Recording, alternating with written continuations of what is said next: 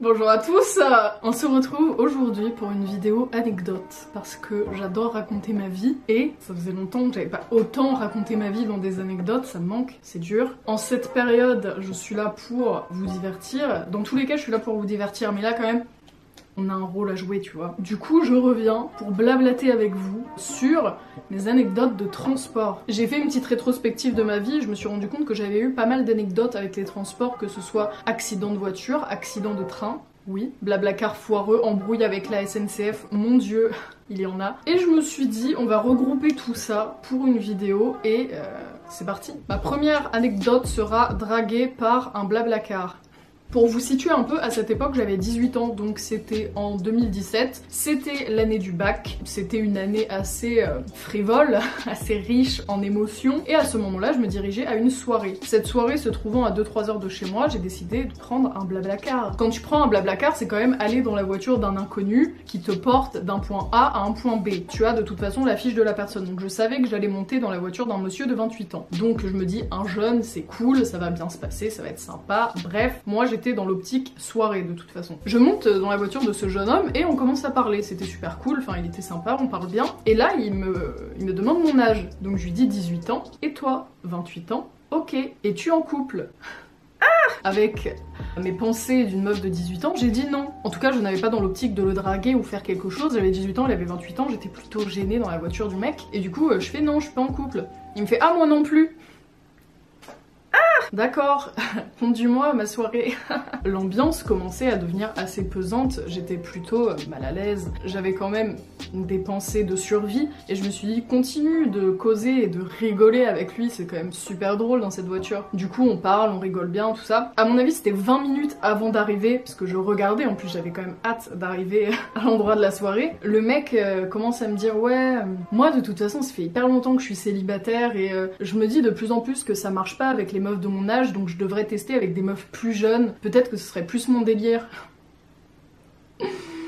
Je lui disais ouais, ok, bah ouais, carrément. Enfin j'allais grave dans son sens et je pense que j'ai bien fait. Mais sinon le mec a pas du tout été déplacé, enfin il m'a pas demandé à la suite mon numéro ou alors il m'a pas renvoyé de message sur l'application. Enfin ça s'est bien terminé, il m'a conduit au point B, on s'est dit au revoir et je n'ai plus entendu parler de cette personne. Sinon, petite anecdote bonus de Blablacar, j'étais tombée sur une dame qui s'appelait Nicole, elle avait 80 ans et elle était adorable. Et c'est le meilleur Blablacar que j'ai pris, donc big up Nicole. Nous allons maintenant passer à la seconde anecdote qui est mon accident de voiture. Pour vous situer, au niveau de mon permis, je l'ai eu au bout de la 4e fois. Je me suis toujours foutue de la gueule de ma mère parce qu'elle a loupé son permis 3 fois et l'a donc eu au bout de la 4e fois. Et je lui disais toujours ah MDR, t'as eu ton permis au bout de la 4e fois, trop nul, haha. Et elle me disait toujours tu verras, toi, quand tu passeras le permis. Et bah sachez que j'ai loupé mon permis 3 fois, je l'ai eu la 4e fois et le jour de l'anniversaire de ma mère. C'était vraiment un tacle qu'elle m'a mis. Bref, une fois que j'ai eu mon permis, je ne savais pas conduire, comme la majorité des gens je pense, mais je l'ai eu. Autre anecdote à ce sujet, putain j'ai plein d'anecdotes sur le permis, j'aurais pu faire une vidéo complète là-dessus. Je l'ai passé au Havre et on a à peu près tous les mêmes examinateurs dans ce secteur. Et avec ma pote Blanche, on l'a passé quasi en même temps notre permis. On ne l'a pas eu avec la même personne, par contre on l'a eu avec la même personne. Il y a des coïncidences parfois, mais là j'y crois peu, surtout que quand je l'ai passé avec la meuf qui me l'a pas donné, mon moniteur m'avait dit oh, t'as super bien conduit, bon je veux pas en dire trop mais je pense que tu l'as, et je ne l'ai pas eu. Bref, on va reprendre sur l'accident de voiture. Je me trouvais à ce moment-là dans ma voiture et il faut savoir que c'est une voiture familiale. On a un C4 Picasso et un C8 et des camions. Enfin bref, on a que des grosses voitures. Du coup, je peux conduire quasi sur toutes les voitures maintenant. Je suis armée. Mais ce jour-là, j'étais un peu dans mes pensées. Je venais d'aller manger chez quelqu'un de ma famille. On avait parlé de plein de choses et j'avais le cerveau complètement retourné. Je n'avais qu'une envie, c'était de rentrer chez moi, me blottir dans mon lit et penser. Et en partant de chez cette personne, mon petit frère me dit « Est-ce que tu peux me porter chez un pote ?» C'est là que tout s'est joué. À la base, je devais rentrer chez moi et du coup là j'ai fait un détour pour porter mon frère chez son pote. Donc je dépose mon frère et je repars chez moi. J'avais 3 minutes de voiture. Je repars et là, priorité à droite, c'est moi qui ai fait la faute. Bam! En gros, je suis arrivée dans l'intersection, j'ai regardé à droite, puis j'ai regardé à gauche, mais quand j'arrivais. Et au moment où j'ai regardé à gauche et que j'ai re-regardé à droite, la personne est arrivée assez vite et m'est rentrée dedans. Ma première réaction, ça a été... J'ai chialé ma race pendant, je sais pas, 5 bonnes minutes, genre j'étais tétanisée, genre je tremblais comme ça. Et le monsieur descend de sa voiture et c'était un retraité, il portait des crocs, il vient taper à mon carreau et il me dit « T'inquiète pas, ne pleure pas, ça arrive à tout le monde un accident, viens on va se mettre sur le côté et on va faire le constat. » Je viens de lui bousiller sa caisse et il était très gentil. Du coup ça m'a quand même un peu rassurée et j'ai réussi à me calmer assez rapidement. Et on a fait le constat. Un constat c'est quand même assez long. Et du coup le monsieur me dit j'habite juste derrière donc si ça te dérange pas, est-ce qu'on peut aller chez moi pour faire le constat? Comme ça on sera plus à l'aise, nanana. Là ça sonne très bizarre mais je vous assure il s'est rien passé de chelou. Je préfère prévenir parce qu'avec le blablacar et tout on pourrait se dire non il était très gentil. On rentre et tout et il y avait sa femme et il fait à sa femme ouais il y a une petite jeune elle m'est rentrée dedans hahaha. Mais genre tout était détendu. On se pose avec le monsieur, on fait le constat et je me casse. Je rentre chez moi, je dis à mon père bah enfin de toute façon il l'a vu hein, genre la voiture était éclatée, je vous mettrai de magnifiques photos mais il a vu que y a eu un truc quand même. Et en fait par la suite avec mon père on est retourné chez le monsieur pour revoir quelques trucs dans le constat bref. Et la dame elle m'a dit je savais pas que tu pleurais tout à l'heure, mon mari me l'a dit après mais sinon je t'aurais offert un chocolat chaud hein, t'inquiète pas. J'étais choquée par tant de gentillesse, je venais de lui éclater sa caisse parce que la mienne elle a eu un impact mais que sur le côté alors que la sienne, genre vraiment je lui ai décalé tout le pare-choc avant. Il a dû refaire tout le devant de la voiture, enfin bref. Donc monsieur je vous remercie parce que vous avez fait le meilleur baptême d'accident possible, vous étiez trop mimes. Passons maintenant à la troisième anecdote qui est l'accident de train. Comme la plupart du temps depuis quelques années maintenant, je prends le train et ma ligne fétiche est Le Havre-Paris. Et là je rentrais de Paris. Entre Paris et Le Havre il y a un arrêt, c'est Rouen et là j'allais arriver dans une vingtaine de minutes sur Rouen. J'étais dans le premier wagon, donc quand t'es dans le premier wagon, tu ressens tout. Et là le chauffeur se met à klaxonner. Donc le train klaxonne très très fort, enfin ça s'entend, et plusieurs fois d'affilée. Donc déjà tu te dis il y a une couille et là un énorme choc et en fait on se prend quelque chose à l'avant et le train a déraillé. Le wagon dans lequel j'étais est sorti des rails, il est parti et il s'est mis sur le côté comme ça et les lumières se sont éteintes. Avec les gens on se regarde et là je dis je suis sûre qu'on s'est pris une voiture et il y a des gens qui commencent à dire mais ouais je pense aussi. Donc on attend avec notre wagon comme ça, on parle un peu et ensuite on va dans le wagon derrière donc on commence à parler avec les gens, est-ce que vous savez quelque chose, nanana. Et j'ai appris par la suite sur Twitter que c'était une mère et sa fille dans une voiture, à mon avis sont passés par la barrière. Je ne sais absolument pas si la barrière était ouverte, franchement j'en sais rien. Je sais même pas comment vont cette maman et sa fille. Si vous avez des infos, venez sur Twitter me le dire. Et du coup par la suite, bah, les pompiers nous ont évacués, mais il fallait que je rentre du coup sur le Havre parce que j'étais bloquée là. En plus on savait pas du tout où on était, enfin c'était grave paumé. Et en fait dans le deuxième wagon, j'ai retrouvé une pote du collège, improbable, et elle rentrait aussi de Paris avec son chat. Et du coup bah on commence à parler et elle me dit bah moi mon père il vient me chercher. Du coup, est-ce que tu veux qu'il te dépose? J'ai fait bah ouais, c'est trop gentil. Oui, je suis chaud. Et du coup, bah on a parlé. Après, on est rentré. Son père est venu nous chercher et bah il m'a rapporté chez moi. Donc merci beaucoup, Axel. Ça, c'était mon anecdote improbable train. Mais j'ai d'autres anecdotes SNCF. Nous allons donc passer à la quatrième anecdote qui est embrouille avec un contrôleur. Ça devait être en 2018. J'étais avec Pauline Pet Shop sur Paris et on allait rentrer chez elle à Lille. Tout se passe bien, on rigole, hahaha. Mais du coup on était quand même pas mal en retard en direction de la gare. On arrive à Gare du Nord, on court et en fait les contrôleurs ne nous laissent pas passer. Ils nous disent non, vous ne pouvez plus rentrer dans le train. Il restait à ce moment-là 5 minutes pour rentrer donc on était en mode mais on peut y aller là, 5 minutes, c'est large. Du coup je commence à être un peu plus... Tu vois, s'il vous plaît monsieur, on doit rentrer. Ça commence à inventer des mythos en mode je sais pas, il y a ma mamie à l'hôpital, on doit rentrer machin. Le monsieur ne voulait pas. Et ce qu'il faut savoir, c'est qu'il y a eu un retard et que le train est resté genre 5 minutes de plus. Et du coup, on était genre devant notre train qui ne partait pas. Et genre pendant 10 minutes, on a regardé notre train, du coup on l'a vu partir. Et il y avait un contrôleur qui était là, il rigolait. Genre il se foutait vraiment de notre gueule. Il commence à me lancer un truc du genre ah bah il fallait se dépêcher, hein, il faut être à l'heure.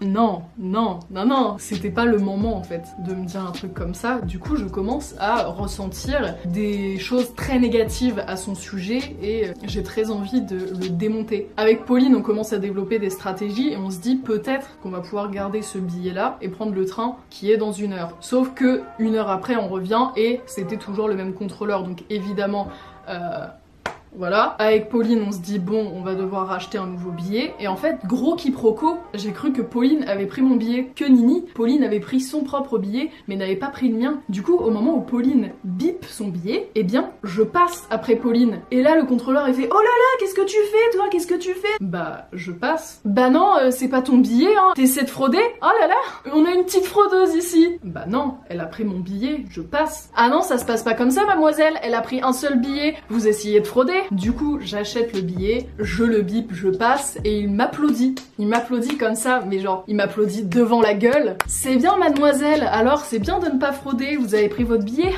Et du coup, je lui applaudis comme ça à la gueule et je fais allez, on ferme sa gueule. Et du coup, je passe et je vais me rasseoir. J'étais très énervée. Avec Pauline, nous nous asseyons et on se dit qu'enfin notre périple est terminé. On était assis, on papote et là on voit que ça contrôle. Mais qui vient nous contrôler? Le fameux alors, mesdemoiselles, on a bien pris ses billets?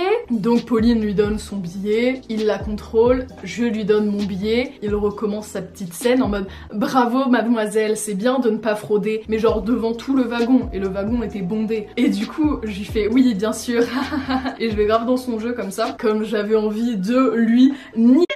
Par la suite, on est arrivé à Lille, on a dû bouffer un bon burger et aller boire plein de bière, et j'étais plus détendue. Vraiment une vraie love story avec la SNCF. On s'adore, mais en même temps on se déteste. On est tiraillés, hein. On va maintenant passer à la 5e anecdote qui est le jour où j'ai loupé mon avion. C'est une anecdote transport, genre j'étais obligée quand même de la foutre dedans, donc si tu l'as déjà écoutée, eh bien bravo à toi, tu suis super bien ma chaîne. Si tu ne l'as jamais écoutée, écoute parce que c'est pépite. Je me trouvais donc à New York, c'était la première fois que j'y allais, en plus j'y étais carrément allée sur un coup de tête. J'ai un pote qui me dit Élise, est-ce que ça te dit après-demain d'aller à New York? Je lui dis franchement ouais, et bah le après-demain de ce jour-là on s'est retrouvés à New York. En plus c'était en plein été, c'était ma première fois à New York, c'était génial, franchement un de mes meilleurs voyages avec un pote et tout, enfin c'était trop bien. Et là c'était le dernier jour, il nous restait plus qu'1 heure sur place avant que le taxi arrive pour nous porter à l'aéroport et ensuite qu'on parte. Notre hôtel était pile à côté de Times Square, du coup j'ai profité de ouf, je suis allée à Times Square, j'ai pris mon petit Starbucks, j'ai fait des photos, j'ai fait la go, et je suis revenue à l'hôtel. Et au moment où j'arrive devant l'hôtel, il y a mon pote qui sort et tout avec ses parents les valises et qui me dit vite vite faut y aller, on est déjà pas mal en retard, on a mis toutes les valises dans le coffre. Je lui dis t'es sûre t'as ma valise? Il m'a dit oui oui c'est le mec de l'hôtel qui me l'a donné, c'est une petite valise cabine noire. Je lui dis oui c'est ça. Du coup je me dis nickel, il a pris ma valise, à aucun moment je ne vérifie. Et moi on me dit petite valise cabine noire, c'était la mienne. Petite photo dans le van tranquillou, on arrive à l'aéroport et là le chauffeur ouvre le coffre. Où est-elle? Et je fais à mon pote Arthur, est-ce que tu es sûr d'avoir pris ma valise? Il me dit mais oui Élise, c'est le mec de l'hôtel qui me l'a donnée, c'est celle-ci. Non Arthur, ce n'est pas ma valise. La mère de mon amie se met à pleurer, elle me dit on ne peut pas te laisser ici. Je ne pouvais pas faire l'aller-retour parce qu'il y a 1 heure de trajet et encore avec les bouchons et tout ça aurait été hyper chaud, enfin, c'était mort pour moi. Et du coup je leur ai dit vous inquiétez pas, je vais continuer toute seule. Allez prendre votre avion, laissez-moi. Du coup, je me suis retrouvée toute seule avec la valise de quelqu'un dans une ville que je ne connais pas. J'ai dû raconter mon histoire une dizaine de fois à 10 hôtesses différentes qui me portaient à une autre hôtesse, puis à un mec, puis à un autre mec. Puis la dernière meuf devant qui je me trouve me dit ce qu'on va faire, c'est que ton billet, on va te le remettre mais pour demain. Donc tu ne payes rien. Par contre, tu seras sur liste d'attente. Donc demain, si tu te pointes à l'aéroport, s'il y a de la place pour toi, bon vent. S'il n'y a pas de place, bisous, ciao. Donc j'arrive à l'hôtel et je leur explique un peu ce qui s'est passé et ils me disent ah, viens avec moi. Est-ce que c'est ta valise? C'était ma valise, yes. En fait la dame est partie sans valise parce qu'elle a capté que c'était pas la sienne. Wesh, elle devait être trop stressée la pauvre. Ce qui s'est passé c'est que l'hôtel a reconnu sa faute mais il n'y avait plus de place